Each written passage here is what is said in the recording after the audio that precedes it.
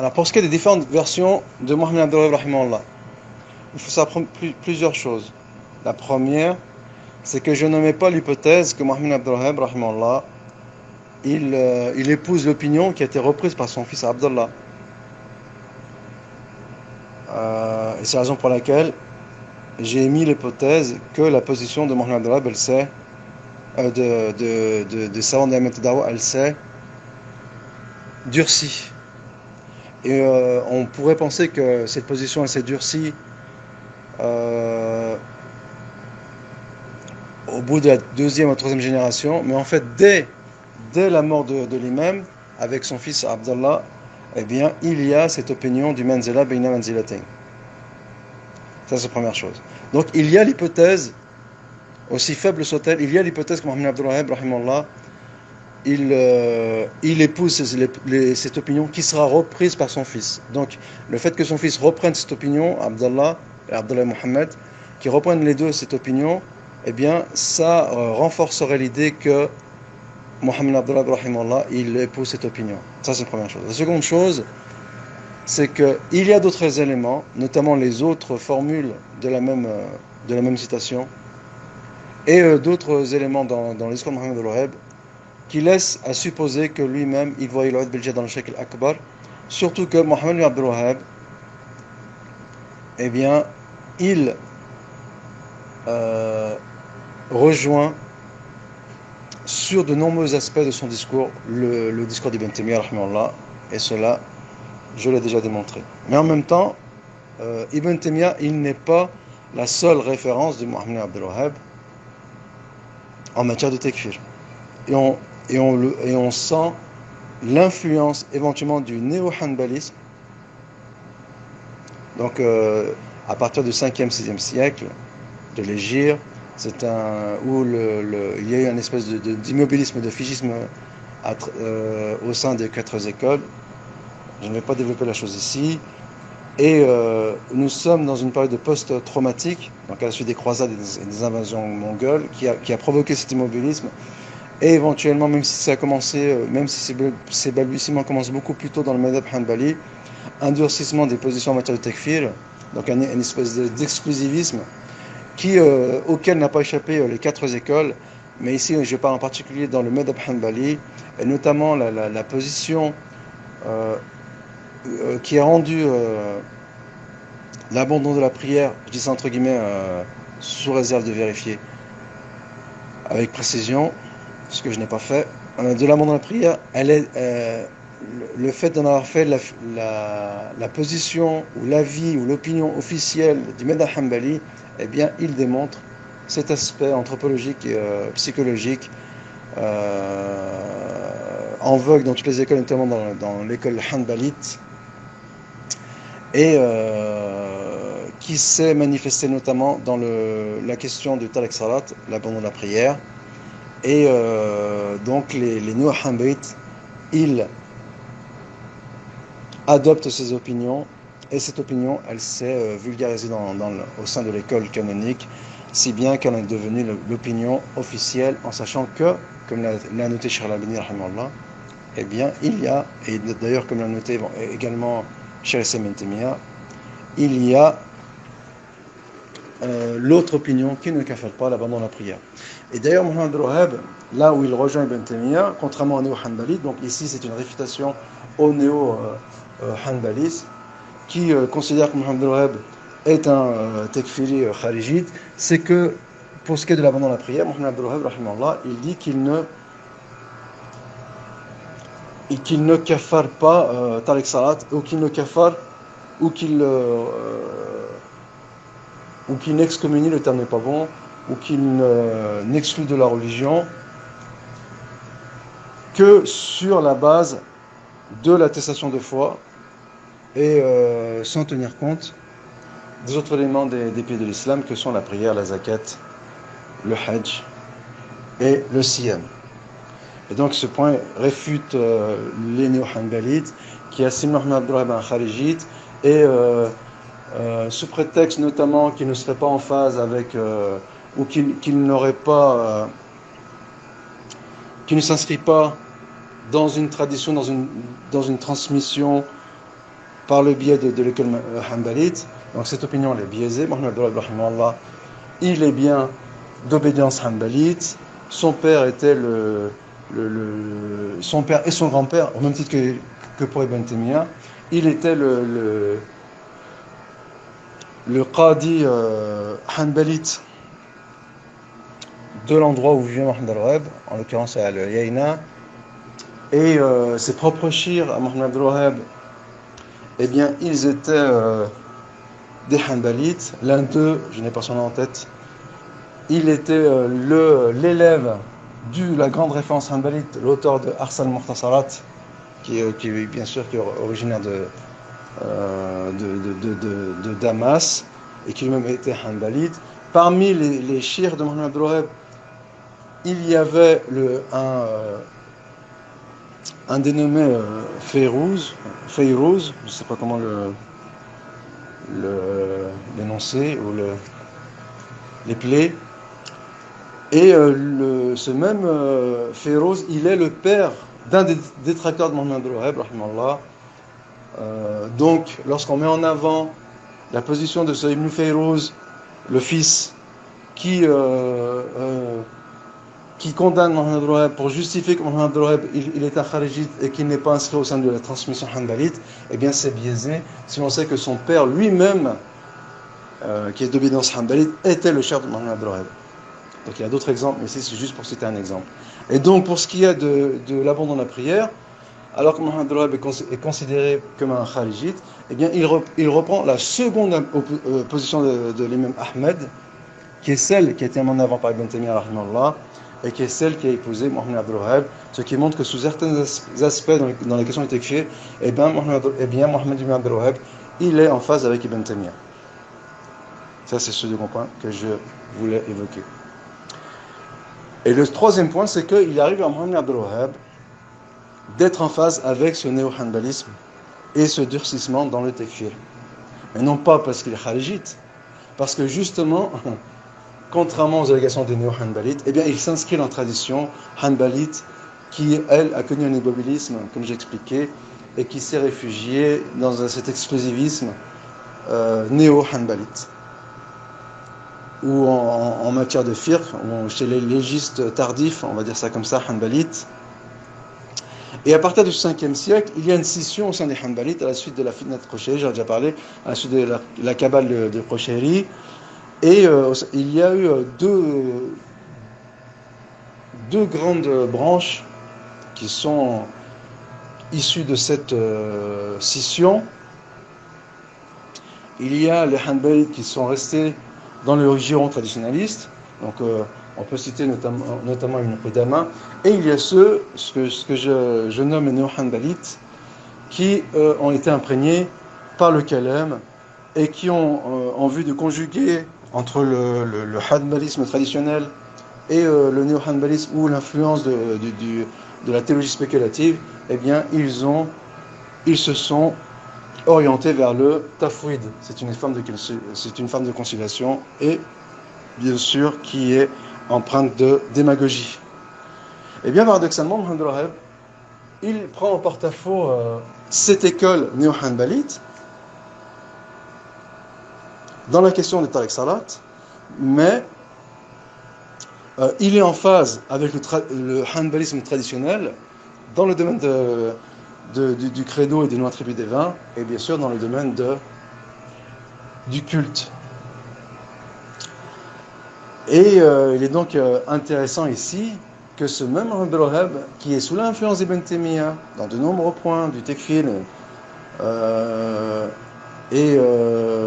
pour sa fidélité au hanbalisme classique traditionnel qui a continué après l'émergence du néo-hanbalisme, eh bien il est intéressant que parfois il arrive à Mohamed Abdul Wahhab de malgré tout, puisque personne n'échappe à sa condition, d'être influencé par ce néo-hanbalisme.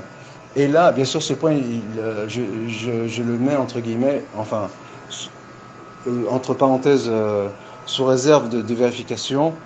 Et bien, Mohamed Abdul Wahhab, rahimahullah, j'en ai déjà parlé, pour la question de tariq zakat ou de mania zakat, il rapporte un consensus que le mania zakat, c'est-à-dire ceux qui n'ont pas voulu s'astreindre à l'impôt légal sous l'époque d'Abou Bakr, eh bien, il rapporte un consensus qu'ils sont des apostats à l'unanimité des savants. Et ce point, en réalité, il est imprécis.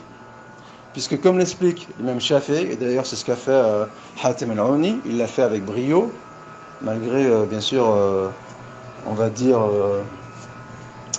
son antagonisme qu'il porte envers la Dawa najdite, mais sur ce point, eh bien, il a excellé.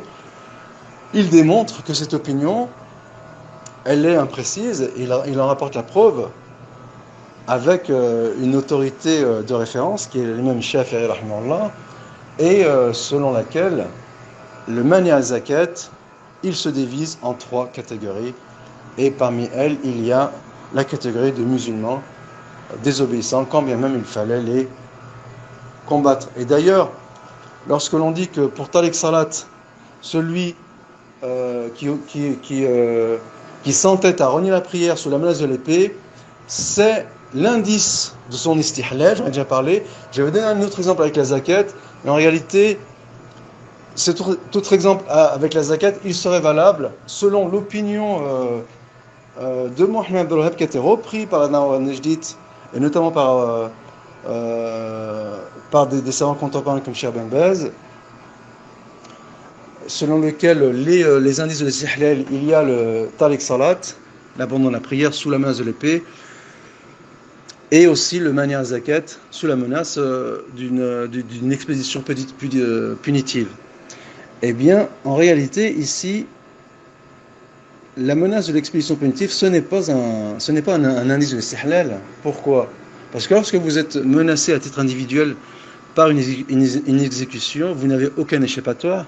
Mais lorsque vous êtes organisé au sein d'un groupe et que vous constituez vous-même une armée, eh bien ici, il y a des chances de s'en tirer. Donc, il y a l'hypothèse que celui qui refuse de payer des zakat sur la menace d'une expédition punitive, ce soit l'indice de l'istihlal, mais il y a aussi l'hypothèse que ce ne le soit pas. Et en matière de takfir, eh bien, on s'appuie uniquement sur des arguments qui sont probants et non pas hypothétiques. En l'occurrence, ce n'est pas le cas pour Tariq Zakat, mais c'est le cas pour celui qui refuse de prier sur la menace de l'épée. Donc cette parenthèse fermée. Eh bien, Mohamed Al-Wahhab, ici, il ne rejoint pas l'opinion d'Ibn Taymiyyah, puisqu'en dehors des Shafi'i, celui qui a développé cet élément, eh bien, il s'agit de celui qui a développé cet élément, c'est Ibn Taymiyyah lui-même, c'est Ibn Taymiyyah en personne. Et là, on voit que Mohamed Al-Wahhab, il se distingue d'Ibn Taymiyyah. J'avais dit par le passé qu'une chercheuse américaine, elle réfute, on va dire, elle réhabilite Mohamed Abdel Wahhab, rahimahullah, et la Dawa najdite, et elle fait, cette même chercheuse, elle fait la distinction entre Mohamed Abdel Wahhab et ses élèves et les références najdites qui viendront après lui. Et ça m'a mis un peu la puce à l'oreille, puisque moi-même j'avais constaté qu'il y avait une dissonance entre le discours d'Abdel Wahhab et certains savants de la Dawa najdite, on va dire plus tardifs en matière de takfir. Mais le fait est que cette dissonance, en réalité, elle vient très tôt, et ça m'avait posé un problème, puisque on imagine mal que dès Ibn Abdel Wahhab, il y a une scission avec la pensée de l'imam, et en fait, il serait logique, dans la logique des choses, eh bien, la logique voudrait que son fils, Abdallah, il fasse l'explication, et il traduit, ou il met en lumière les réelles intentions de Mohamed Abdel Wahhab, notamment dans les textes ambigus qui ont été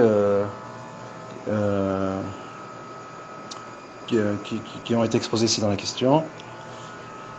Et c'est cette opinion à laquelle rejoint ou qui a été adoptée par la Dawa najdite. Alors, On pourrait penser, comme l'a fait Anas Lalla et aussi les éditions Nawa, que c'est une position, un durcissement post-traumatique à la suite de l'invasion du Nejd.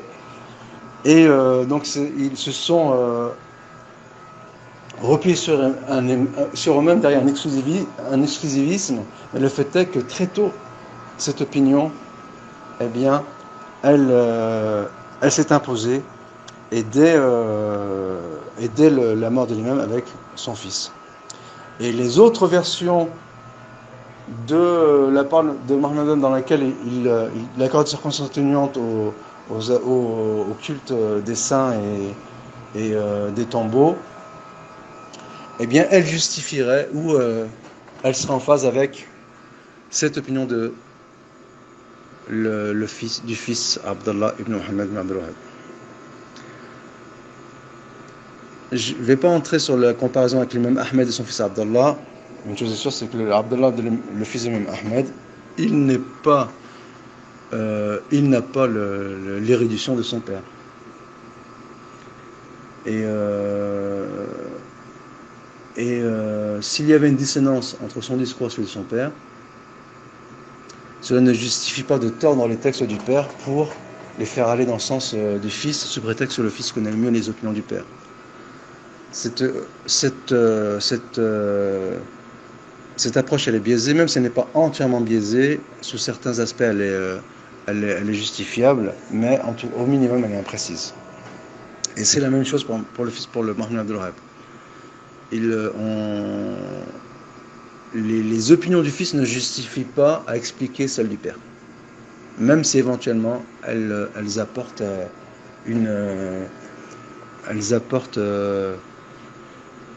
un éclairage non négligeable sur les opinions du père.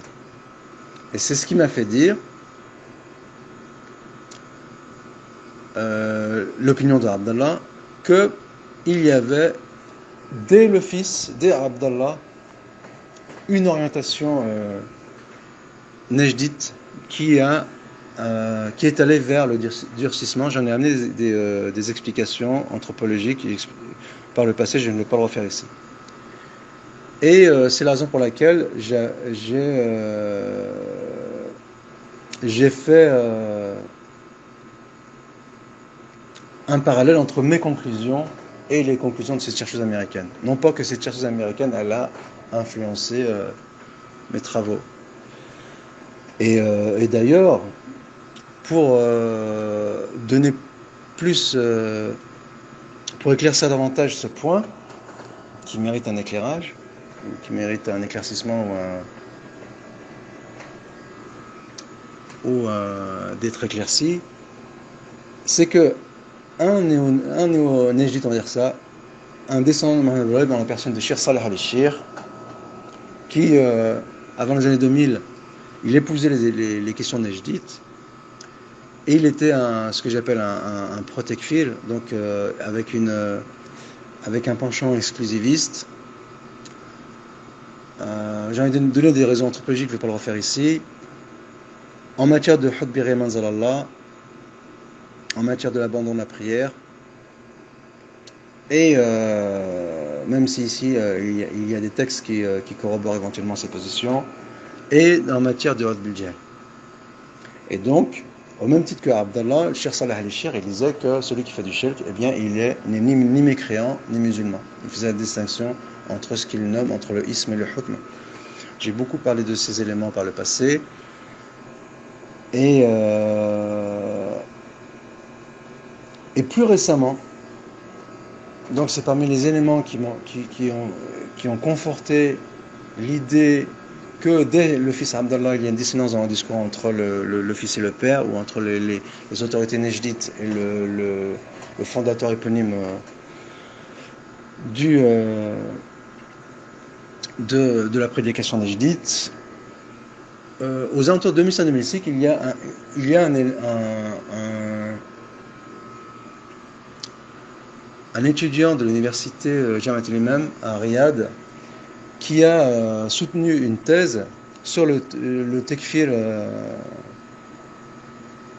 où il me semble que c'est en matière de tekfir au sein de la Dawa nejdite, Et il ramène cette fameuse opinion de Abdallah et de son frère Mohammed, aussi de l'opinion de Hamd ibn Mu'ammar, de tête, je parle de tête, dans laquelle il laisse entendre que le musulman ou la personne qui est affiliée à l'islam et qui fait du shirk akbar, eh bien, il n'est ni musulman, ni mécréant, on laisse son sort à Dieu, ou sur terre on considère qu'il n'est pas musulman, et au-delà son sort est remis à Dieu, et par là même on fait la distinction entre le ism et le hukm. Cheikh Saleh al-Shir, qui était l'un des jurys, je parle de mémoire, de cette thèse, le jour de sa soutenance, eh bien, il a fait la remarque que cette parole, elle n'engageait que son auteur, quand bien même il était son ancêtre, et que c'est une orientation chez certains hésdites, ce n'est pas celle de l'imam, et que cette orientation, elle n'est pas en phase avec le credo traditionnaliste en matière d'écrire. Cheikh Saleh al-Shir, il dit cela noir sur blanc. J'en ai fait un article. Et bien sûr, l'élève a cherché, puisque dans son formalisme, forcément l'élève il a réagi, il a dit oui, mais peut-être qu'il a cherché il a cherché à donner une orientation plausible à ces paroles de l'imam Abdallah, ou de Mohammed et de Hamd ibn Mu'ammar. Et Cheikh Saleh al-Shir l'a validé après coup, mais ça ne remet nullement en question le fait que cette opinion elle est nouvelle. Et ça, je le souligne depuis des années. Et donc, ici, nous avons la preuve qu'il y a une dissonance dans le discours entre Mohammed Abdul Wahhab et ses fils, ou en tout cas les autorités qui viendront après lui. Ça, c'est le point que je voulais aborder, puisque récemment, on a, entre guillemets, un néo-hanbalite est venu m'épingler sur la chose, selon ses dires. Et le point souvent que je vais aborder, c'est que Mohammed Abdul Wahhab, rahimahullah, il n'est pas le législateur. C'est-à-dire que si Mohammed Abdul Wahhab il dit qu'avant Iqamat al-Hujja, un musulman, en sachant que ce n'est pas le seul cas de figure, mais j'extrapole pour me faire comprendre. Si avant Iqamat al-Hujja, Mohammed Abdul Wahhab il dit qu'un musulman qui commet shirk akbar, eh bien, il est musulman à part entière, c'est-à-dire qu'il est affilié à l'islam dans son statut apparent, et qu'après Iqamat al-Hujja, c'est-à-dire l'établissement de la preuve, bon, peut-être qu'il y a un meilleur terme à utiliser, à traduire, mais là j'extrapole, eh bien il devient apostat ou non. Si Mohammed Abdul Wahhab il épouse cette opinion, il est en phase avec le traditionnalisme, et s'il n'épouse pas cette opinion, eh bien il se démarque de l'opinion traditionnaliste, peut-être, je dis bien peut-être, à vérifier, sous l'influence du néo-hanbalisme, qui lui-même est sous l'influence du kalam, et d'ailleurs ce point serait bien, il serait bien de développer ce point. Donc on n'a pas tout ça de Shafi'i, qui est une grande référence traditionnaliste, et qu'il y a eu un dévoiement au sein des Shafi'ites par le biais, en fait par l'infiltration du kalam au sein de l'école. Et ce kalam il s'est infiltré notamment par le biais de Usul al-Fiqh. Mais le fait est que ce Usul al-Fiqh il s'est répandu au sein c'est-à-dire cet Usul al-Fiqh, c'est-à-dire la matière de principologie, elle s'est répandue au sein des 4 écoles, mais notamment dans l'école hanbalite. On voit que par exemple Ibn Qudama il fait l'explication de Mustasra de Razali. Eh bien, par le biais de la théologie spéculative, l'exclusivisme, l'élitisme que l'on retrouve dans la théologie du kalam, donc il est paradoxal de dire que Mohammed Abdul Wahhab est un khariji sous prétexte qui serait exclusiviste et élitiste, alors que la théologie du kalam ils se démarquent par leur élitisme et leur exclusivisme. C'est bien que celui qui n'adhère pas, je ne veux pas dire leurs idées finesses, mais à leur raisonnement extrêmement complexe et qui n'est pas accessible à tout le monde, celui qui n'adhère pas à ces équilibrations, eh bien, il l'exclut de facto de l'islam. Et ils mettent en avant certaines règles de usul al-fiqh, notamment de la distinction entre l'usul ou al-furu', et c'est un point qu'éventuellement entre les points fondamentaux et les branchements de la religion, ou les branches de la religion. Alors, cette classification n'est pas fausse en elle-même, mais le fait de statuer sur le sort, sur le statut du musulman, ou sur un musulman, en se basant sur cette distinction entre l'usul, qui ferait que celui qui commet une infraction dans l'usul, il ne serait pas musulman et ne bénéficierait pas de circonstances atténuantes, selon le principe que nul n'est censé ignorer la loi. Et bien sûr, l'usul, ce serait le domaine de l'aqida, alors que les furu', qui serait le fiqh, eh bien, ils bénéficieraient de circonstances atténuantes, puisqu'elles ne touchent pas au fondement. Alors, c'est cette distinction-là qu'Ibn Taymiyyah condamne. Mais en même temps, il ne voit pas d'inconvénient à utiliser cette distinction entre les usul et les furu'. C'est la même chose pour les majaz. Ce qui le dérange chez Ibn Taymiyyah dans le majaz, ce n'est pas tant d'un point de vue purement formel, la possibilité que le Coran il décrive des notions abstraites et en faisant une parabole pour les rapprocher à l'entendement et en utilisant des exemples ou des images qui sont, elles, concrètes. Si on peut appeler ça la majaz, cela ne pose aucun problème. Donc le terme majaz n'est pas condamné en lui-même, c'est son utilisation qui décidera s'il est condamné ou non. Et d'où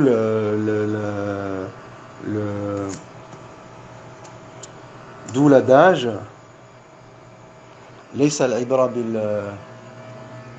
بالحروف والمباني وإنما العبرة بالقصود والمعاني.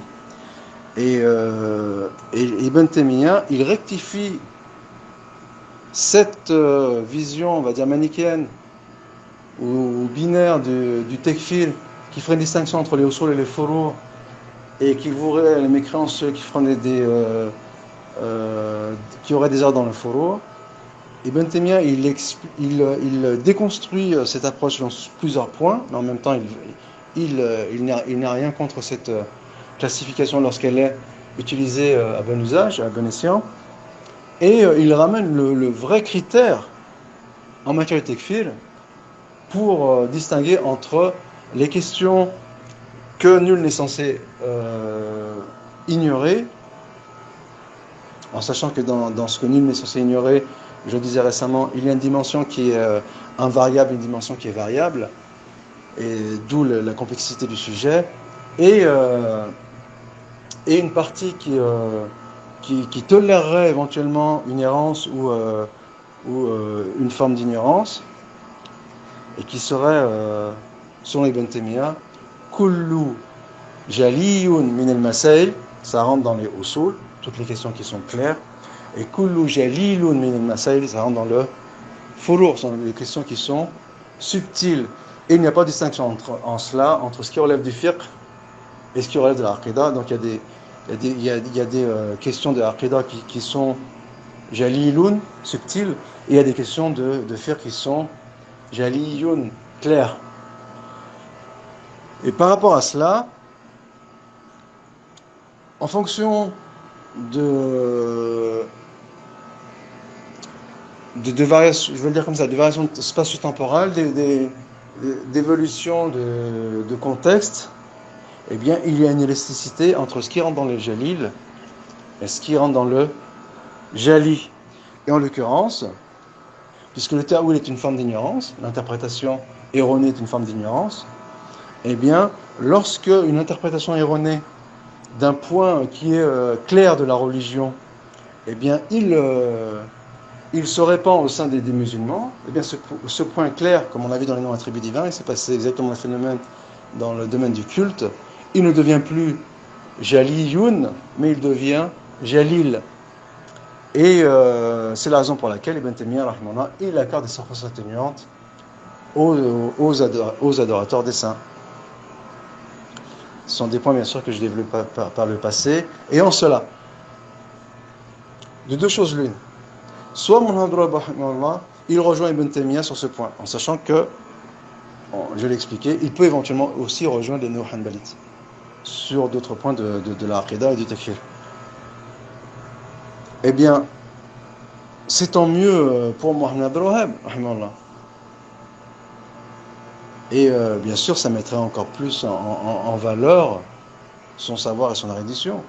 Mais s'il se démarque d'Ibn Taymiyyah et de l'orthodoxie, eh bien, on n'a pas besoin de tordre ce texte pour lui faire aller dans le sens de l'orthodoxie.